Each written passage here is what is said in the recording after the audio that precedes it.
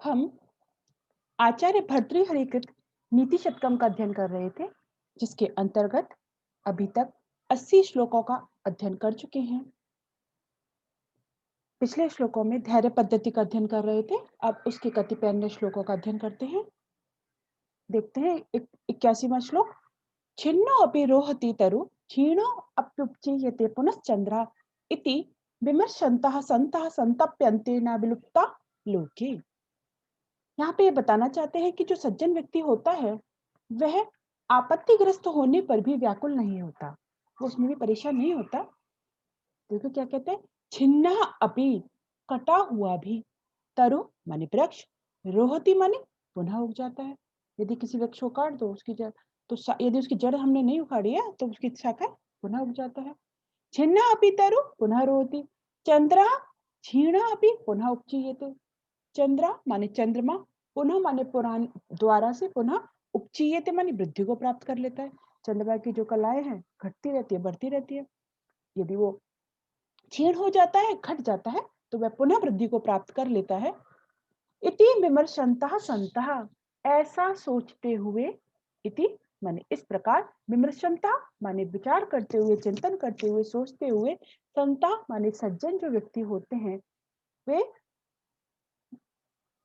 संतप्यन्ते माने दुखी नहीं होते।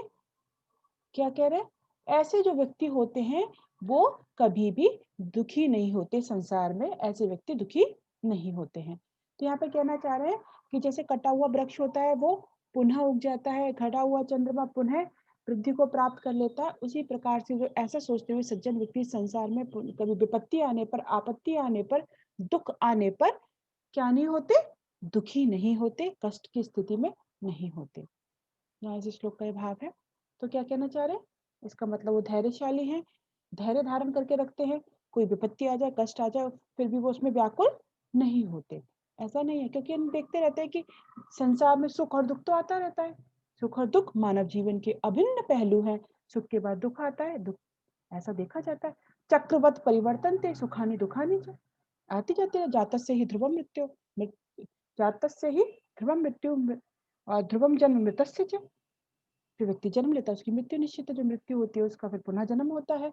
जो तो यहाँ पे कह रहा है सुख और दुख आते रहते हैं, वो इस विचार से वो कभी क्या नहीं होते, दुखी नहीं होते। आपत्ति आने पर भी वे धैर्य धारण रखते हैं, उसमें कष्ट अनुभूत नहीं करते, उसका त्याग नहीं करते। कोई भी कार्य आरंभ कर लेते हैं, धैर्य रखते हैं, उस कार्य को पूर्णता की स्थिति तक अवश्य ही पहुंचाते हैं। तो यहाँ पे हमें बहुत ही सुंदर तरीके से समझाया, वृक्ष के उदाहरण से और चंद्रमा के उदाहरण से दृष्टांत दिया है। दृष्टांत अलंकार है, आर्य छंद है। यस्या प्रथमे पादे द्वादश मात्रा, मात्रिक छंद है ना, यस्या प्रथमे पादे द्वादश मात्रास तथा तृतीय अपि अष्टादश द्वितीय चतुर्थ के पंचदश सा आर्या। अगला श्लोक देखते हैं।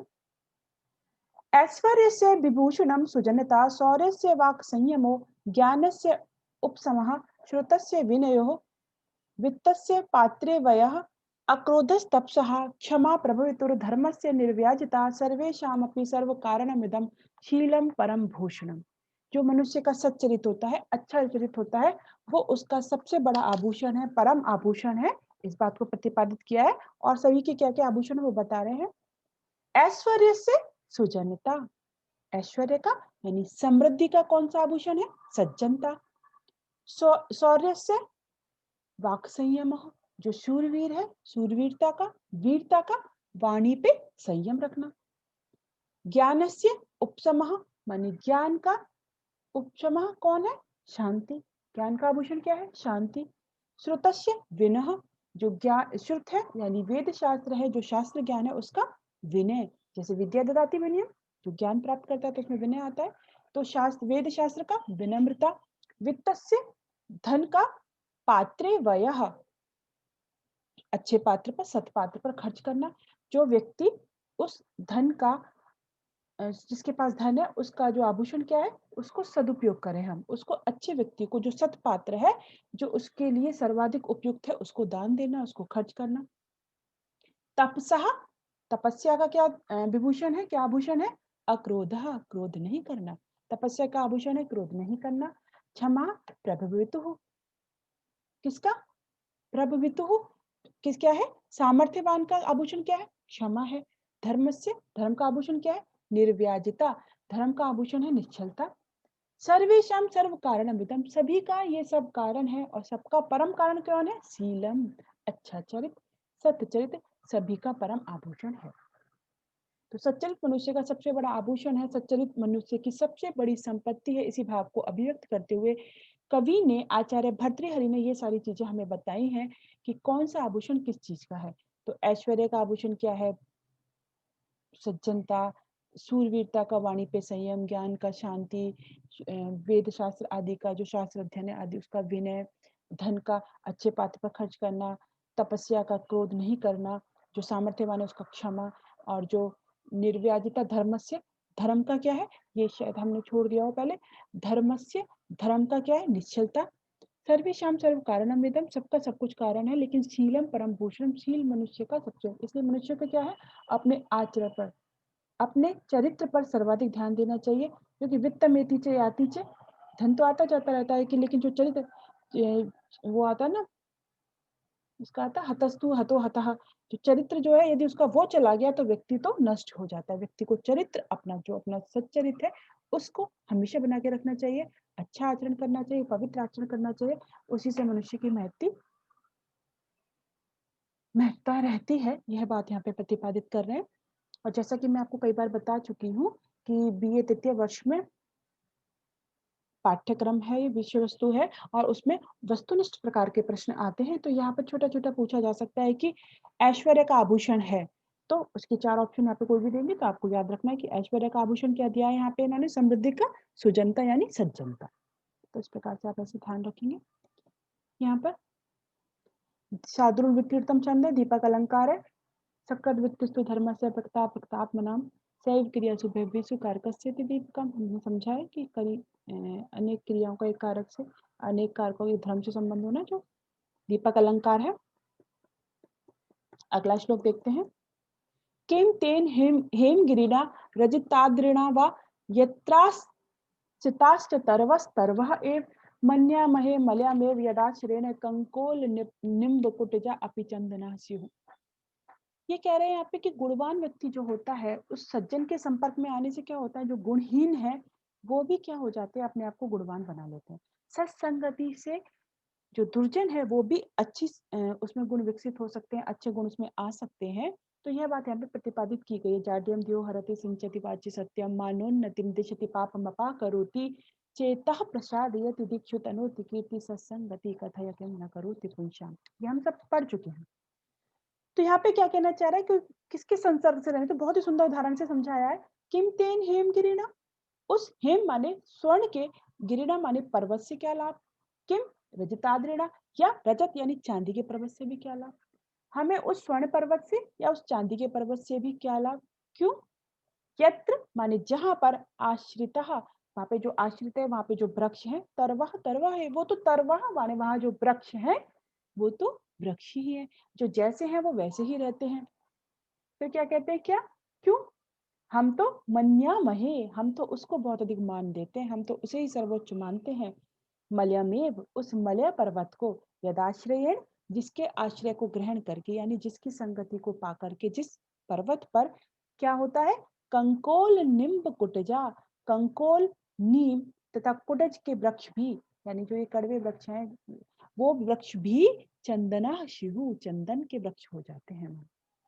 हम तो उस मलय पर्वत को ही सर्वश्रेष्ठ मानते हैं जहां पर ये वाले वृक्ष कंकोल निम्ब कुटजा भी चंदनाशु, चंदन हो जाते हैं। लेकिन उससे क्या फायदा, या स्वर्ण पर्वत पे है वो, यानी हिमालय, रजताद्रिणः। तो ये कह रहे हैं कि उस स्वर्ण पर्वत से, सॉरी, हेमगिरिणः और रजताद्रिणः, उस स्वर्ण पर्वत से, सुमेरु पर्वत से, और रजत धवल एकदम दिखता है वही हमारा हिमालय, उससे हमें क्या लाभ, क्योंकि वहां पे तो जो वृक्ष है वो वृक्ष ही है। हम तो उस मलय पर्वत को ही सर्वोच्च मानते हैं, अधिक मानते हैं, जिसके आश्रय को ग्रहण करके ही कंकोल निम्ब और कुटज के वृक्ष क्या हो जाते हैं, चंदन बन जाते हैं। तो यहाँ पे ये भाव देखने को मिलता है। तो यहाँ पे ये कहना चाहता है कि सज्जन व्यक्ति जो है उनका स्वभाव विनम्र होता है, वो परोपकारी होते हैं, और अपने आश्रम में जो भी आते हैं उसको भी वो क्या कर देते हैं, गुणवान बना देते हैं। जो उनके संग संगति करता है वो भी उस प्रकार के गुण प्राप्त कर लेता है। तो इसीलिए तो कहते हैं ना कि कोई सज्जन की संगति करनी चाहिए, अच्छे व्यक्ति को संग करना चाहिए, दुर्जन की संगति कभी नहीं करनी चाहिए। क्योंकि यदि कोई सही व्यक्ति भी होता है, वो यदि किसी दुर्जन या दुष्ट व्यक्ति के संपर्क में रहता है, तो उसके जो गुण हैं वो भी अवगुण ही बन जाते हैं। धीरे-धीरे उसमें भी दोष आने लग जाते हैं। तो यहाँ पे सज्जन व्यक्ति जो होता है वो जो कम गुण वाला व्यक्ति है या गुणहीन है उसको भी गुणवान बना देते हैं। जैसे कि कंकोल, नीम और कुटज के वृक्ष को भी मल्य पर्वत पर चंदन बना दिया जाता है। तो यहाँ पे ये भाव बहुत ही सुंदर प्रतीत होता है। इससे मतलब क्या पता चलता है कि हमेशा से अच्छे व्यक्तियों का संग करना चाहिए, और जो सज्जन व्यक्ति होते हैं उनमें व्यक्ति के गुणों को भी परिवर्तित करने की, यानी अच्छे गुणों में उसका अच्छा करने की सामर्थ्य होती है। वसंत क्षमता अगला देखते हैं।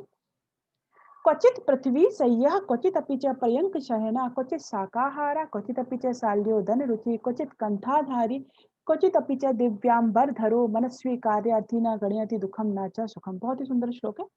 मनस्वी कार्यार्थी सूक्त एक बता रहे हैं, एक मनस्वी व्यक्ति का, एक जो कार्य करने वाला है, जो कार्य की सफलता चाहता है, वो क्या है, वो अपने कर्तव्य पालन में कोई भी ना तो सुख देखता है ना दुख देखता है ना। वो देखता है, वो ये देख ही नहीं रहा कि कैसे क्या स्थिति आ रही है, क्या मेरे लिए कुछ कठिनाई वाली चीज है या कुछ मेरे लिए बहुत ही सुलभ चीज है, कोई मेरी निंदा कर रहा है, कोई मेरी प्रशंसा कर रहा है, उससे उससे कुछ नहीं है। वो अपने कार्य को करता रहता है, उस सब चीज की परवाह नहीं करता। इस विषय का प्रतिपादन आचार्य भर्तृहरि ने यहाँ पर किया है। तो क्या कह रहे हैं, क्वचित जो कार्य को चाहने वाला मनस्वी, कार्य की सफलता चाहने वाला कार्यार्थी, कार्य की सफलता को चाहने वाला जो मनस्वी व्यक्ति है वो अपने कर्तव्य पालन में आए हुए दुखम माने दुख, नाच सुखम ना ही सुख, दुख और सुख की गणना नहीं करता, उसको नहीं परवाह करता। क्यों, कैसे दिखाया यहाँ पे, क्वचित पृथ्वी सही है, कहीं पर पृथ्वी पर सोना को मिले, पृथ्वी सही है, पृथ्वी पर सोता है। क्वचित प्रंक सहना, कहीं पर वो पलंग पर, बड़े सुंदर सुंदर बहुत ही आरामदायक गद्दे हैं, पलंग है, उस पर शयन करता है। क्वचित शाकाहारा, कहीं पर वो साग सब्जी खाता है। क्वचित अपि, कहीं कहीं पर उसे साल्योदन रुचि, कहीं पर उसे बढ़िया बढ़िया चावल भात खाने को मिलता है। क्वचित कंथाधारी, कभी तो उसे पुराने कंथाधारी चिथड़े यानी पुराने फटे पुराने कपड़े पहनने को मिलते हैं, कभी दिव्यांबर धरो, कभी बहुमूल्य वस्त्र।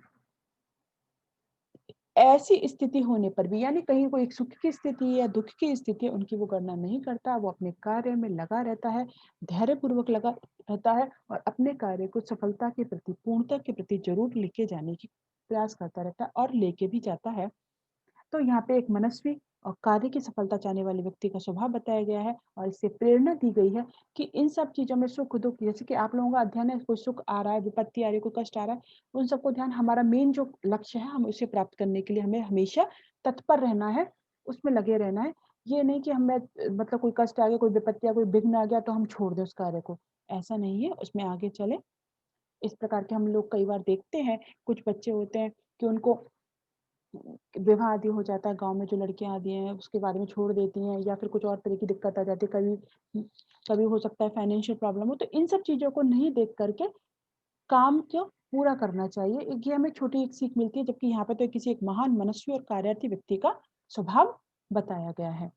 तो तो जो व्यक्ति है ऐसा, उसे सिर्फ कार्य की सफलता की चिंता रहती है, कौन सी असुविधाएं आ रही है, क्या दिक्कत आ रही है, क्या सुख है, वो उसकी परवाह नहीं करता। सुख दुख हर स्थिति में वो धैर्य रखता है और धैर्य पूर्वक अपने कार्य को पूर्णता की ओर ले जाता है। यहाँ पे शिखंडी छंद है, समुच्चय अलंकार है। अगला एक और देख लेते हैं आज। पातितो अपि कराघाते उत्पत्त्येव कन्दुकः प्रायेण साधु वृत्तानाम अस्थान्य विपत्त्या। यह कह रहे हैं कि जो सज्जनों की जो आपत्तियां होती हैं वो कैसी होती हैं, क्षणिक होती हैं, ठीक है, अस्थाई हैं, चली जाती हैं, ऐसा नहीं कि वो हमेशा बनी रहेंगी। और वैसे देखा जाए तो सुख और दुख हमेशा नहीं बने रहते, चक्रवत परिवर्तन थे सुखानी दुखानी चे, पहिया होता ना जैसे चक्रा घूमता रहता, तो ऐसे सुख और दुख तो आते रहते हैं। तो यहाँ पे क्या कह रहे हैं, कराघाते ही, कर माने हाथ के, आघाते ही माने प्रहार से, पातितः अपि गिराया हुआ भी, कंदुका माने जो कंदुक है, गेंद है, उत्पतति एक ऊपर ही उठ जाती है, जैसे हम गेंद को यूं नीचे मारते हैं तो गेंद ऊपर ही उठती है, तो हाथ के प्रहार से गिराया हुआ भी गेंद ऊपर ही उठ जाती है।